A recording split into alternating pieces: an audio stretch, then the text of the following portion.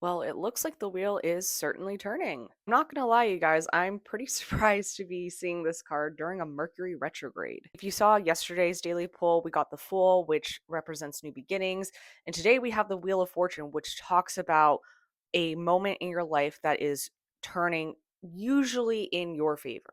Which is pretty uncommon for Mercury retrogrades. Normally we don't want to start new things during a Mercury retrograde or even jump into a new version of a thing during a Mercury retrograde. However, the cards are saying what they're saying, so this is a great sign. I will say this Mercury retrograde has two signs that it's in. So it's currently in Sagittarius, and starting tomorrow, it's going to retrograde back into Scorpio. So it could be talking about just the shift from the Mercury retrograde being in Sagittarius into Scorpio. Now, that's going to look different for everyone. You're going to want to look at which houses are ruled by Scorpio and Sagittarius in your respective natal chart. What it does mean is the Mercury retrograde is going to start to have a different vibe to it starting tomorrow. We're going from a Mercury retrograde in a fire sign to a Mercury retrograde in a water sign. A lot of emotions are probably going to rear their head.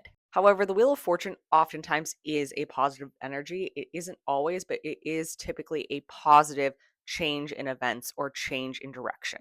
We also just had that water trine yesterday between the sun, Jupiter, and Saturn. So we're going to feel that energy probably for the next few days.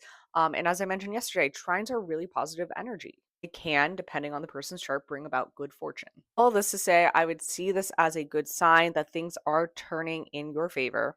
But again, I'm hesitant to be too excited about it because we are in a Mercury retrograde. So remember to keep doing those Mercury retrograde themes of reevaluate, review, renew, etc.